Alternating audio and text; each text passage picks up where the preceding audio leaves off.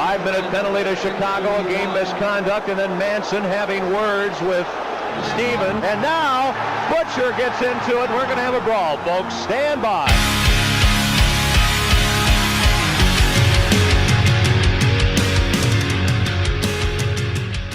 What's up, everybody? Tyler Cash here. It is the last episode of Fourth Line Goon Hockey Podcast before the postseason starts. It looks like the Stanley Cup playoffs are getting started this Monday. Unfortunately, the Golden Knights will not partake for the first time in 5 years, but we'll get to that. Chatting with my boy Tommy, having a cup of coffee because it is 10 a.m. here in Las Vegas. How you doing, bud? Good. For every non-Las Vegas fan, I'm sure everyone is in the streets rejoicing. Cynically myself just a little bit, not in the sense of I hate the Golden Knights in a sense of their players, just more, come in the league, been here 5 years, have had that success instantly. And then that's what everyone's, I think, kind of sentiment is like, never dealt with any adversity in that sense. And it's here. We'll make them better or not. We can get into that, but we all know how the Sharks feel. We know how the Kings feel. We know how the Stars feel. Some fun Twitter stuff if you're not a Golden Knights fan. I will say that. Okay, so first of all, the Dallas Stars were just trying to be relevant because I saw that those tickets to that game were $26 to fucking get in, including fees. So they were just trying to respond back and get a little bit of viral action with that. Obviously, we'll get to it, but as far as I'm concerned, you Sharks fans can go ahead and laugh all you want because, you're also on the golf course this postseason, more than likely for a while, as they're always on the outside looking in, and they're going to be a little butthurt. I just want to point out, as much as you guys own the Sharks in terms of records, they always seem to come out on top when it matters most for whatever reason. Always seems to be the case with next to nothing on the clock. You know what? I feel like let's chat a little bit about that.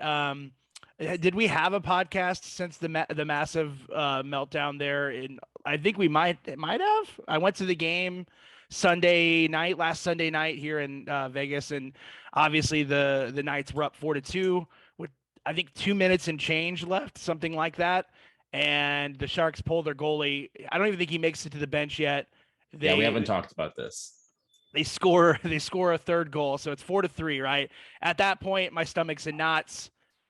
I kind of had this feeling. It's weird. It was like that same feeling that I had with Not a Major when they came back then too. It was like, oh shit, like they're gonna build off this kind of momentum. Of course, Timo Meier had to have, I think, 3 points, 2 goals after running his mouth. Naturally. Which, I was waiting for him to have to eat his own words. I even had a meme that I was making in the arena, waiting to post live on the socials, being like, "Oh, not up in here," like from The Hangover when he's like, "Oh, we're gonna ruin their playoff chances." I had it, and Lo looks over at me. She goes, "I wouldn't start doing that like right this second." And I was like, "Oh shit!" I don't believe it's fun to be like, boom, first to market with these memes, but yeah. I don't believe in jinxes anymore, dude. It's clearly obvious the Golden Knights have jinxed themselves, and I can't really add to that. And if I go to too many games nowadays, if it's like, oh, I can't wear this sweater to the game, they're gonna lose, or I can't drink out of this glass. I can't beat myself up over it, otherwise I'm not even gonna be a fucking fan anymore. It's just so stressful. Anyways, I think if you're a hockey fan, you know what happened. 0.9 seconds left on the clock. The puck bounces off the back, which is my least favorite kind of goal in the NHL because, boy, is that just a lucky bounce that hits the back, goes right under the stick of Timo Meier, who buries it, flexes on the way to the bench. Actually, kind of looked like, I don't know. He did the whole, I can't hear you thing in the ears. Maybe he just says, I don't know. Looked like he had munchkin arms. He was up like this. He was probably just so hyped that it wound up coming right to him like that. And, not a Sharks fan, not a fan of Timo Meier, except for him on my fantasy league this year. He was cleaning up, but honestly, man, it's just been a shit show of a season, and I just wanted to get into playoffs to brag and to shut up some of these people. But hopefully, as you said, people will start respecting the organization in a sense of being like, oh, they haven't been through heartbreak. I mean, I would feel like in the past 5 years, this team has gone through more heartbreak than a lot of franchises in a sense that they're right there on the doorstep, and it gets taken from them in a cruel and grueling fashion. Like that's Yeah. so much worse than teams that just suck ass and miss playoffs year in, year out. I mean, sort of, but it's like, just thinking back to like the last lockout, like Blues coming out of it, where, well, I guess the lockout where a full season was missed, where fucking worst team in the league, for like a good 6-7 years, and just cool, we suck. This is what it is. It's gonna be like this for a while. Like every other organization to some degree, I feel like has had that. And then like to have a team jump in and then not have it, and like boom, cup final, and then boom, playoffs 4 years in a row. And then now to maybe be on a decline, maybe be on a retool. We'll see. That's, I think, for a conversation to have maybe after playoffs here to dig into that. But yeah, I mean, it's just one of those things too. I think combine that with Vegas having a spotlight on them for success, combine that with the way you've heard some of these players have been treated, whether that may or may not happen elsewhere, in terms of them being traded or not signed or whatever. This might happen elsewhere because you have this big spotlight on Vegas. You hear about it more and it doesn't help the public eye. And then it's like, cool, fuck these guys. They finally got what's coming to them. It's kind of like the outside looking in sort of spectacle to it. And that's why everyone's piling on. We're like, in a sense, it's like if we're for example, if the Blues were to do this, a small to mid-market team, same sort of concept in terms of like,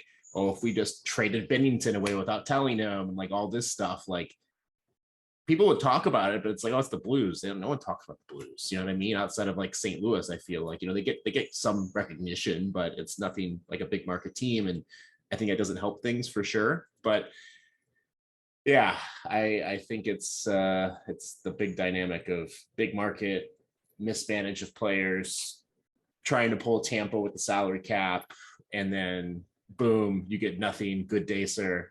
I said good day. Okay, so here's the thing. I think you said it the best by saying the spotlight is on them because it's like the new shiny toy. Like they're saying that this team chases after all new shiny toys, but that's actually what the Golden Knights are.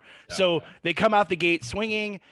They make aggressive moves. It's exciting to be a fan, except for all the unnecessary hate that kind of piled up until now. Now I could see some of these points these people are making, but as you and I were talking to each other outside of the podcast, we were just like, look, these people were looking for an excuse. They're not holy. Their teams are not perfect. Their teams have been doing this shit for many fucking years, and they're just not been under a microscope like the Golden Knights are. So, with great power comes great responsibility, as Uncle Ben would say, I guess. And maybe this is a wake-up call. I hope it is. I hope that in the offseason they make the right changes, maybe not necessarily a shitload because they need time to gel.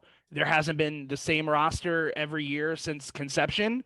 I guess you could say year 2 was the closest, and the beginning of that one was a shit show. They lost, I think, it was like 11-4 to start the season. So they've been anything but consistent except for that first year, and I think that was more of just an element of surprise. Being a Golden Knights fan is a hard thing right now, but at least we get to sit back and watch some of these teams that I can't believe made playoffs. Get their asses handed to them. I'm sorry, dude. That maybe I'm just butthurt and pissy, but the fact that the Kings made it in, the fact that the Dallas Stars made it in, shit, even the Predators without UC Saros now. Wow, it's just going to be crazy out here in the West. The East is just going to be great hockey. I hope that the Cup goes anywhere. Hey, Woot, say hello, Woot. Hey, Woot. I hope the Cup stays out of the West. That's all I got to say. So Leaf Nation. And you know what's fitting? I didn't realize they were like the second most hated team in the league. So I guess I'm a fan of hated teams. What can I say? But yeah, I don't know. It playoffs. They're Monday, dude. They're fucking 4 days away. It's just insane. I can't wait. Yeah, your buddy better send this podcast to your buddy Shane Told. He'll be all over it seeing that Matthews jersey on you. Oh yeah. He knows I'm a huge fan, dude. Like obviously we had him on the podcast, chatted a little bit about it. I mean, they're a fun team to watch. As far as the East goes, I really want to see them and the Rangers do some damage. Obviously, I know everyone's on the Cats, but to me it just seems too perfect, right? Like they added at the deadline. They as far as forward and defensive depth, they're this team that nobody cared about at all, even just 4 months ago, and now they're making a splash.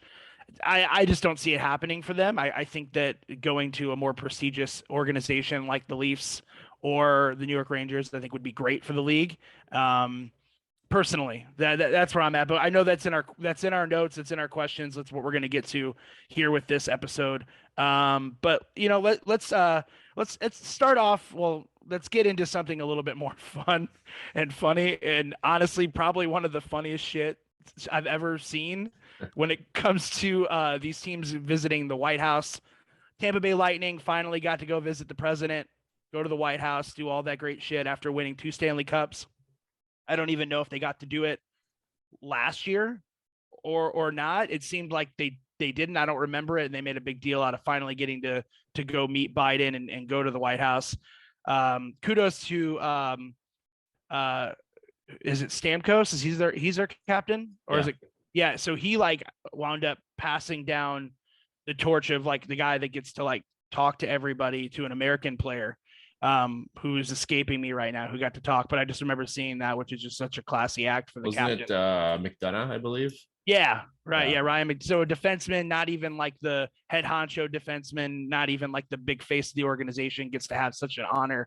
That's just a classy move. Great situation. But yeah, so Joe Biden, very dazed out of it. It looks almost like he's a robot. He's on stage. He's got the glasses on, and he stumbles on Gary Bettman's name and calls him Gary Batman. And if you haven't seen the video, we uploaded it onto our Facebook. It's on Twitter, and I'm sure you can find it anywhere, but just fucking priceless. Yeah, I don't know. Just a nice little tidbit with all the stress and drama that's been going on in my life as far as hockey goes. To see that go down was fun. Yeah, Gary Batman. I mean, again, probably Joe Biden. I mean, I don't want to assume he's probably never watched a minute of hockey in his life. Probably never pronounced that name before, but yeah, super funny. Victor Hedman, probably well, probably don't want to get on the bad side of the president of the U.S. laughing at what he's saying right behind him, but a little too late there. But I don't know. I don't get it. Yeah, script. You know what you're gonna say. How do you not? Oh, how do I say this name? That's neither here nor there. But fucking wow. Much smaller level, obviously, but I DJ weddings, and I always make sure I make notes of how to enunciate everybody's name because it's such a big day, and that's just a fucking wedding. This is a union address from the president commending a sports team from accomplishing one of the most insane things in sports that you can do. I did think it was crazy. He mentioned the Rays, the Bucks, and the Bolts, all these championships. If the Cats somehow win, what a hell of a run for Florida sports, right? Yeah. All around. That's just insane. That'd be nuts. I mean, yeah, I can't think of a time when you've had huge teams like this constantly in one concentrated area. Granted, Florida's a big state, but everything's South Florida for it. Just constantly, at the cusp of winning year in, year out in multiple sports. Pretty neat. I mean, does it suck? Would it suck for hockey if the Florida Panthers won the cup or the Lightning won it for a third time in a row? Yeah, I think so. I think that market's pretty tapped, quite honestly, in terms of, oh shit, Tampa Bay's won the last 2 cups and are, pretty sure I know what hockey is now. I know I'm a fan of this team or whatever. And then if the Panthers win it, understanding their concerns with attendance and, just now becoming arguably still on the table, but most likely going to be President's Trophy winning team here for the regular season.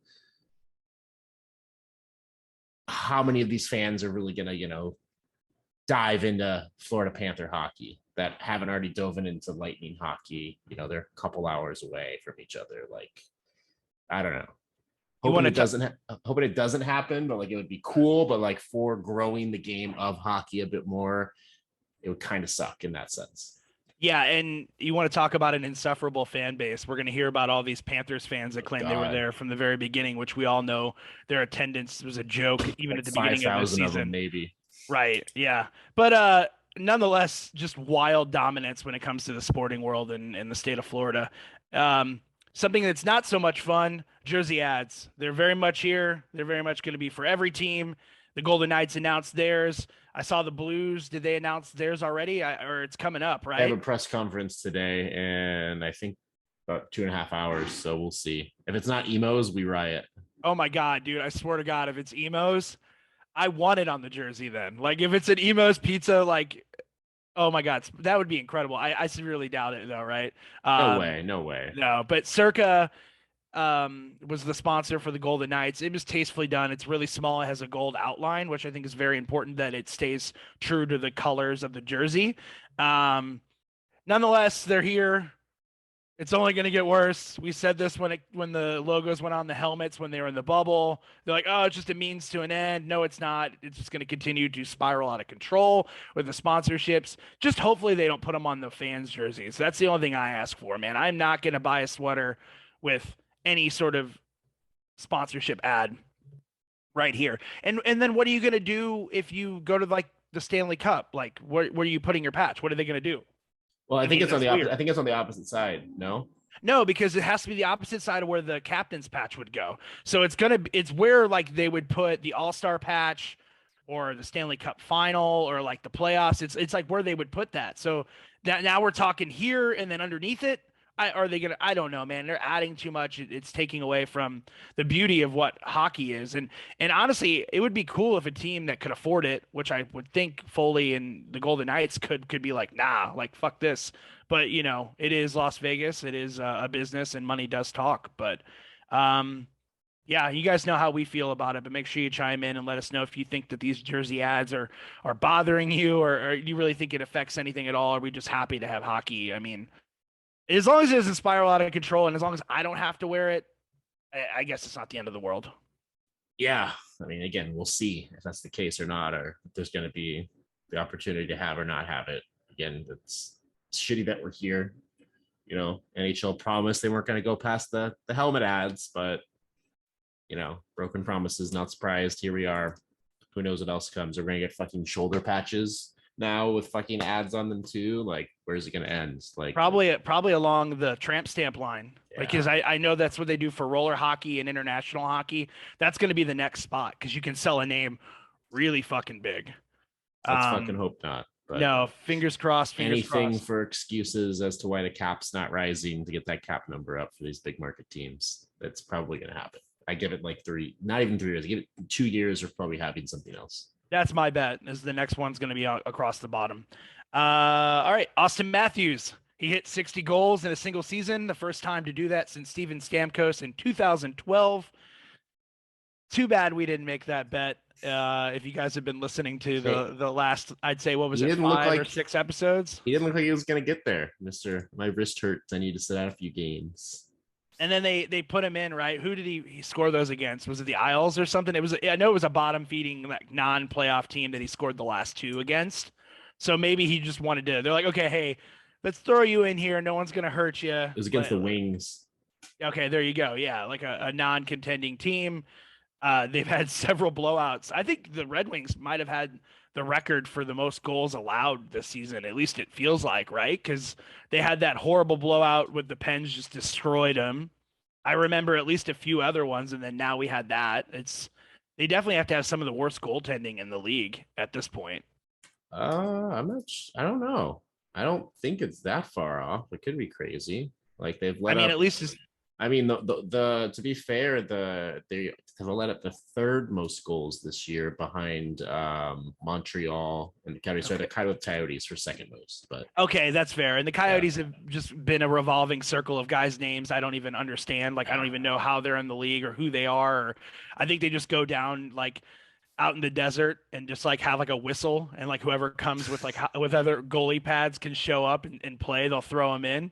And then obviously Montreal just like had the worst record I saw that they've had as an organization since like the 1930s or 40s.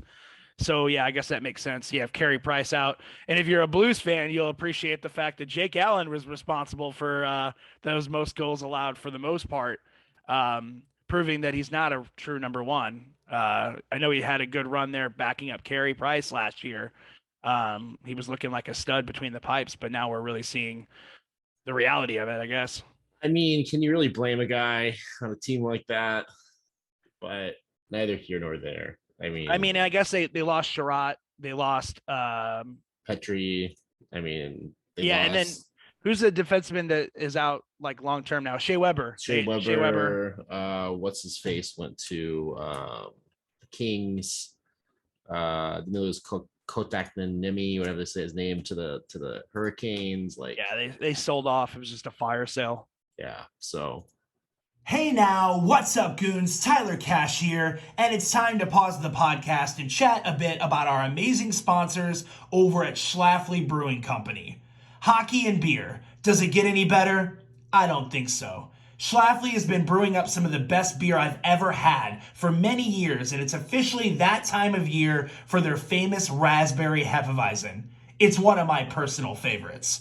Their Raspberry Hefeweizen distinguishes itself among others in that it's a true fruit beer. None of this fruit-flavored crap. It uses real raspberry in the brewing process. Once the fruit sugar ferments out, the aroma and flavor stay in, making this a delightful drinkable beer that's not too sweet or tart. It's refreshing and balanced with a natural hazy pink coloring. Because it's low in alcohol, it brings out a smooth dose of weediness, and it's perfect for summer. It's perfect for any time. Download the Schlafly app or visit schlafly.com to locate and devour yours today. That's SCHLAFLY.com. Schlafly Beer. Drink Mo Beer. This podcast is brought to you by 1 in a Million Handyman Services Incorporated. 1 in a Million is a family-run local company that's been serving the Las Vegas, Nevada area for over 15 years. They are licensed and insured throughout Clark County and travel as far as Boulder City, Henderson, Las Vegas, and North Las Vegas. 1 in a Million specializes in smaller home repairs, but also tackles commercial repairs. They've worked around the Strip, residential homes, commercial buildings, you name it, 1 in a Million has made their mark. With a 4.5-star Yelp review and countless of happy customers throughout the 15 years, you can guarantee you'll be happy with their services.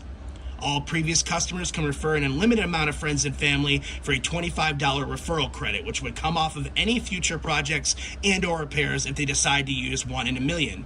This offer also extends to the Fourth Line Goon listeners. Mention this podcast and you will receive a $25 referral credit that will come off of the total cost of your repairs. 1 in a Million is open Monday through Saturday, 9 a.m. to 5 p.m., and you can find them on the web at juaninamill.com. That's JUANINAMILL.com, or you can also find them at juan.inamill on Instagram. 1 in a Million Handyman Services won't let you down. Check them out. So top NHL leaders and goals as of right now: Austin Matthews, number 1. Leon Draisaitl, number 2, with 55 goals. Kreider with just an insane year, 52. Ovechkin, 50. Kyle Connor, 46. Kirill Kaprizov, 45. Connor McDavid actually lower down on there than I would have expected with just 44. Matt Duchene and Philip Forsberg, each 42 goals, which is just madness considering that team has had to struggle for that last spot in the playoffs, and they have 2 guys that are basically making up, 84 goals. Like, that's just insane. And then in that 10th place spot, we have DeBrincat, Lindholm, and Kachuk, each with 41 goals. Any surprises there, or anyone overperforming, underperforming? I think Kreider and Connor, I think they're 2 for sure. Like, they're both talented guys. I don't think I expected Chris Kreider to have 50 goals this year. I don't think I expected Kyle Connor to be pushing close to 50 either, especially on that Jets team. I think those are the big 2 for me. Outside of that, like Kachuk, Lindholm maybe be a little bit of a surprise in terms of goal scorer there in Calgary, but I think everything outside of that looks pretty as advertised in my opinion. So, except for you didn't think Matthews was going to hit 60. I didn't. Yeah, but beautiful, fun, great for the sport. I mean, like, that's huge. Now, if he can continue it in the postseason, we'll see. I'm rocking my Matthews jersey all year. I was going to get a Reeves Rangers jersey, and then I just decided, like, as much as I want to see him win and I love the Rangers, I'm just not going to invest that kind of money in a sweater, because I'm kind of I don't want to get a fake Chinese knockoff. Like, I'm kind of a snob at this point now with collecting. But yeah, so we'll see if he can continue it. So let's dive into the main hunk of meat that is this episode. And if the playoffs started today, which these matchups might change slightly, only a few have been locked in for sure. Obviously, we know the St. Louis Blues and the Minnesota Wild are locked in for round one. This is where we would be at. And that is in the East, it would be the Panthers versus the Washington Capitals. Let's just kind of go down the line and both of us chime in with who we think is going to advance. I think the obvious answer here would be the Florida Panthers, but I just mentioned earlier that I don't see them going far. So I could see a weird upset. Maybe it goes 7 games. Maybe Washington pulls it out of their ass, and pulls off that advance. Well, what nobody else is talking about, though, or we haven't talked about, other people have talked about it, is I think that the Capitals catch the Penguins. They're only down a point, 2 games in hand. I think that becomes, I mean, obviously it's not really a discussion here, but I think that becomes Pittsburgh versus the Panthers, quite honestly. Yeah, I mean, hard to say. I mean, going up against a team that, recently has gone back to back, always plays hard in the playoffs, thinking of a Crosby Malkin, duo there versus what, Ovechkin, etc. Be interesting. I think Panthers get out of that first round. I think they do, regardless who they play. I think it's going to be probably a long series, but I think they'll make it out of there. So you're saying that even if it is the Capitals or the Pens, pretty much straight up? Okay. I don't know, man. If they face the Penguins, I definitely could see an upset happening, but I'm with you. It's definitely going to be a long series going the distance. Next up, it looks like this is pretty much going to be locked in. I think there only needs to be 1 point acquired, and I don't know from who and how, but basically it would be the Toronto Maple Leafs versus the Tampa Bay Lightning, round 1, juggernaut. I'll tell you what, man, the Leafs make it out of round 1. They're going for the whole damn thing. That's just insane. That's a Stanley Cup championship matchup on its own. At least, obviously it couldn't happen in the Stanley Cup, but at least the conference final. And I gotta, what am I gonna say, right? Am I gonna go with what I want to see, or am I gonna go with what's probably gonna happen? And if I'm making a bracket and money's on the line, I gotta say Tampa. I just don't know that Campbell can be that guy for them. He's had weird stretches where he's not elite, and Vasilevsky's Vasilevsky. Tampa Bay has won as many cups as they have twice in a row now, and they're a juggernaut. So my heart says Leafs, but I got to go Tampa with that one. Yeah, I mean, I think Tampa needs just 2 point, a combination of either they gain 2 points or Bruins miss 2 points to lock up that 3rd seed. But yeah, I mean, Vasilevsky, he had a rough stretch early mid-April. He's gotten a little bit more locked in here down the stretch. He was given 1 goal against the Leafs like a week ago. So there you go on that. But yeah, I mean, I think if this ends up happening, I'm still thinking Tampa, 100%. I mean, they are the 2-time back-to-back defending Cup champs. The roster really hasn't gone anywhere. I find it hard pressed that Toronto will be the team to take them out. So moving on, Carolina Hurricanes, Boston Bruins. Dude, I'll let you start. I've been starting. What is your take on this? Yeah, that's an interesting one because like Carolina, I feel like started off crazy hot. They were kind of like, oh, this team's winning the President's Trophy. They've cooled off a little. Like obviously the last 10, they're 7-3. Like they're not, a team to sneeze at.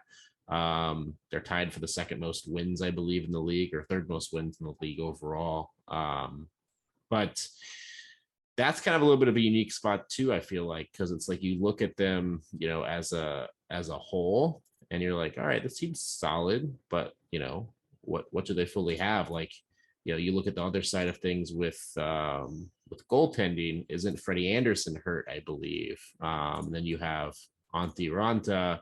And then you have their backup Peter Kotechov, Russian name, butchering, I'm sure. Yeah, he won't see the light of day. Yeah, played 3 NHL games. All he's played the last 3 games for the Hurricanes. So no one knows what the fuck's going on with goaltending. And I think that's the problem. I think that's the biggest question mark for them. So depending on goaltending, I think that alone, granted, Swayman is a whole other thing as well. Assuming he's the one starting in Boston. I'm kind of leaning more towards the upset of the Bruins. I wasn't hyped on them beginning of the year, but I think I'm kind of leaning that way. Wait, you're saying that the Bruins are gonna upset the Hurricanes, or the Hurricanes are gonna? Okay, yeah, I'm in agreement with you there, man. And Eric Halla, are you shitting me? Like having a career year out of nowhere, getting that those top 6 minutes, no sick rounding out that the bottom fourth line and just killing it. And then now we have Allmark and Swayman, who have just been one of the best tandems in the league. Yeah, to put it easily, the Hurricanes just don't have star power. They have Sebastian Aho. I mean, they're just not that scary of a team. Not even on paper, not on the ice, none of that. And basically, they're a line and a half, maybe two lines. And I think the Bruins are more well spread out as far as talent goes. Yeah, I'm with you. I think it's a huge upset. I'm gonna say something like Bruins in 5 or 6. If it comes down to that, I just don't think the Hurricanes are as scary as a team as they were, even just a couple of years ago with, where they were getting rallied behind with a bunch of jerks. And it just seemed like that was kind of their reign, and it died really quickly. So I'm with you on that. New York Rangers, Pittsburgh Penguins. You know where I'm at. Yeah. There you go. I think this one's interesting matchup too, because again, assuming it's Capitals, if it's Capitals or Penguins, I still think my sentiment here is the same. And you're probably not gonna agree with it, and that's fine. But I think whoever they play, I don't think the Rangers are making it out of the first round, in my opinion. You think they're not? I think they're not. I think whoever they're playing first round will win. And I'll tell you why. If you look at like Shesterkin's stats, right? He's pretty much like feast or famine. Like he'll put up, like, again, this is his last 5 games, right? Let up 3 against the Hurricanes, lost. Played Detroit and Winnipeg after, shut them both out. Fantastic. Played another playoff team, Boston, let up 3 goals, lost. Next game, played Carolina, playoff team, lets up 4 goals, lost. Like these teams that he plays, generally speaking, I feel like outside of Pittsburgh, where he's had historically this year good matchups, like against contenders, he's hit and miss. It's like if he lets up a couple of goals, they tend to lose. If he lets up no goals, obviously they win. Rangers guys really haven't had postseason success or a whole lot of history there. You can say Panarin, maybe Kreider, maybe a little bit as advantage ad, but like all these young guys like Adam Fox, etc. There's not a whole lot there. They have a lot to prove, and I think that's kind of where things get a little bit dicey for them. And then again, if you're going against the Penguins, it's tough to bet against a Sidney Crosby and a Jake Gensel and an Evgeny Malkin and a Chris Letang and guys like this. But then the flip side is, betting against Ovechkin and a guy who's just is seemingly never slowing down, and what they can bring to the table to Kuznetsov and Oshie, and goaltending's dicey there. But I'd say whoever they're playing, they're out round 1. 2 words: fire power, and the New York Rangers have tons of it. Panarin, 96 points. Zibanejad, 81 points. Kreider, 77 points. Adam Fox, a defenseman, 73 points. Here's my thing. If their goaltending ends up shitting the bed, which he's been the best goaltender year-round so far, they have more than enough talent to make up for it on the front end. And, Yari is scary, but their forwards are older and experienced as far as the Pittsburgh Penguins go, but they're not spring chickens anymore, and they don't really have it in them to keep a team afloat if their goaltending is not steady. I mean, I think you can easily say the same thing with the Rangers, though, is they put up, you sort of ice their top players, you win the series. Like it looks like they look at points for the Penguins, but they've had Malkin, who's missed half the year, Rust, who's missed pretty much a third of the year. Crosby's missed about a fourth of the year. Like these guys don't have elevated point totals, but I think they have a deeper depth there, and that's my take. Again, Shesterkin, bright lights, playoffs, first time. If he gets blown up for 5 goals, how's he going to react to that? Like that's just stuff I don't know.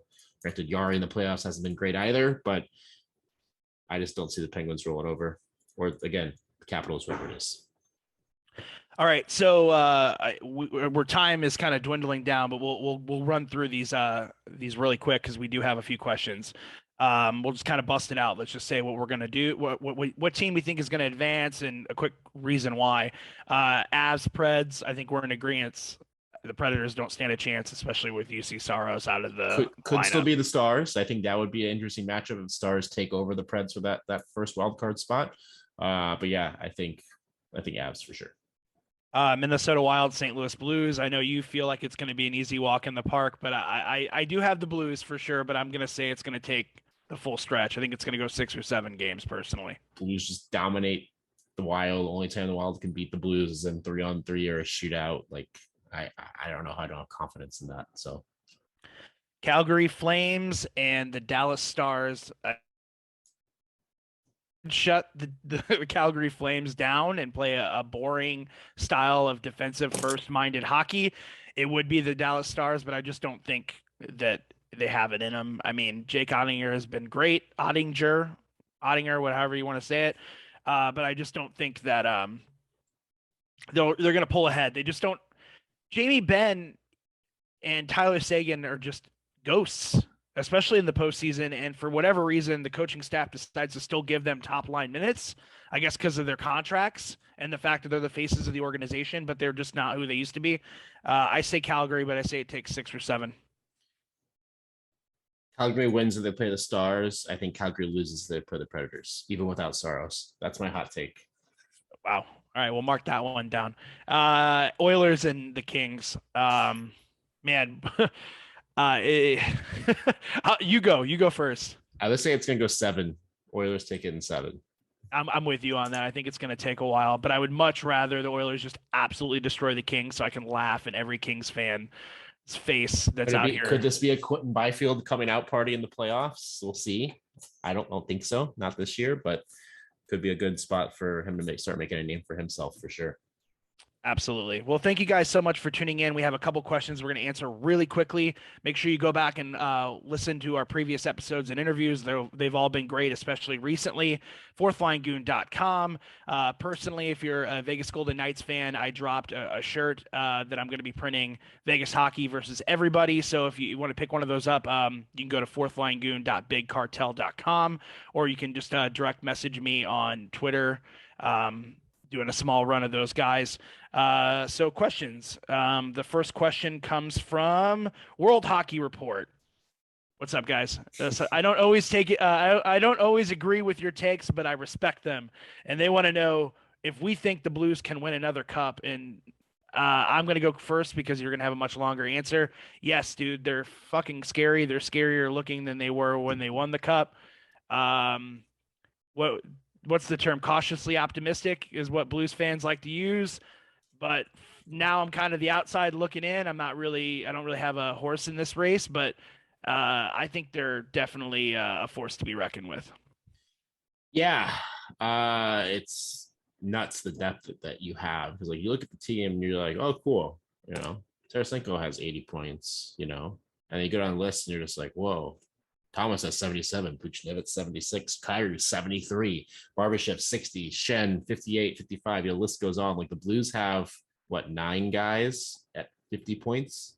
Jesus. Could be 10 if Saad gets a couple more. Blues have 8 guys with 20 plus goals. Could be 9 if O'Reilly gets one on Friday against the Knights. Like to have your entire top 9 score 20 plus goals in a year is just like, cool. Good luck shutting us down. Like any of us can score. You got a shutdown line. Okay, great. We have 6 other guys. We're more than confident they can put the puck in the back of the net on the front end. Let alone Justin Falk has 16 goals on the year too. Like, not nuts. He's turned out far better than I think people expected once they got comfortable here. I mean, I think again on this sense, you have the defense you want with the trade you made for Letty. You have the offense you want.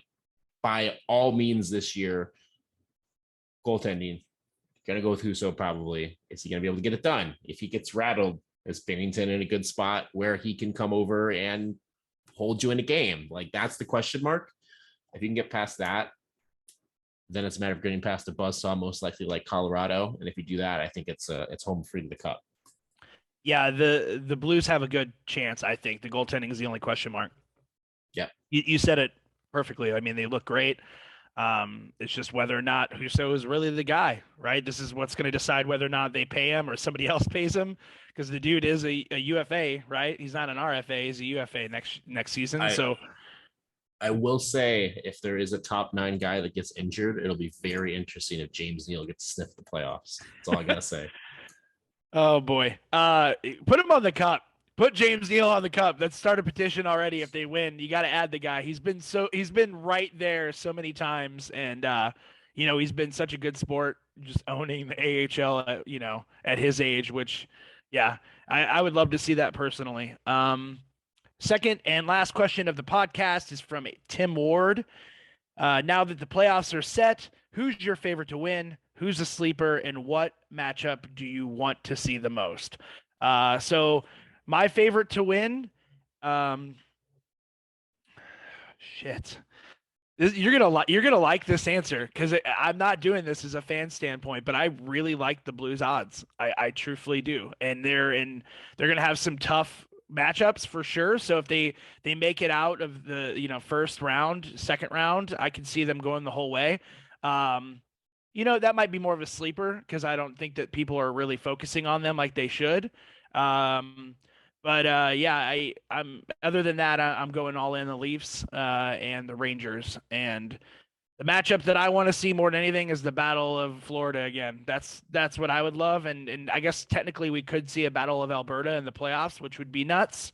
That's what I'm looking forward to this postseason, because unfortunately the Vegas Golden Knights will be at the local golf course. Well said with the Knights.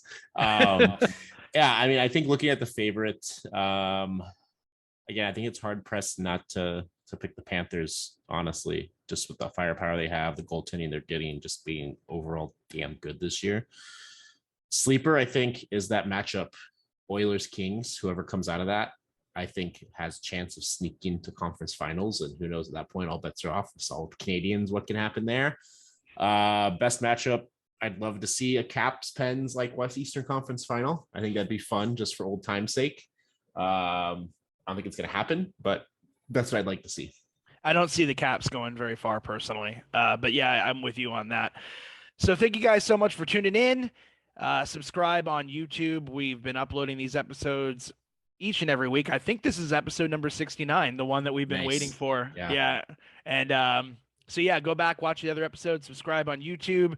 Like I said, if you want to pick up one of those Vegas hockey versus everybody shirts, go ahead and check out fourthlinegoon.bigcartel.com. Hit me up. And next time we'll be speaking to you, we'll be beginning playoff hockey. It's an exciting time for just about, what is it, 16 teams? So yes, it's an exciting time for any hockey fan. I'm looking forward to it personally. And chime in below, comment, and let us know who you think is going to be the sleeper. Who do you think is going to be the Stanley Cup champ? And you know what? Try to remove bias, because we know you want to say your team. Tommy here didn't even say the St. Louis Blues, which blew my mind. Yeah. I said the Blues, and I kind of want to watch them burn. Speaking of which, I was supposed to be in St. Louis tomorrow. I know you were giving me shit, but I hope you enjoy. I hope for whatever reason the Knights just completely stomp the Blues and they go out on top for some way, but I don't see that happening personally. But I hope you choke on a piece of Emo's pizza and a Bud Light. Let's just put it that way. I won't choke. It'll be gone in about 5 minutes, so that's for sure. All right. Well, thank you guys so much, and breaking hearts and ripping farts. Cheers.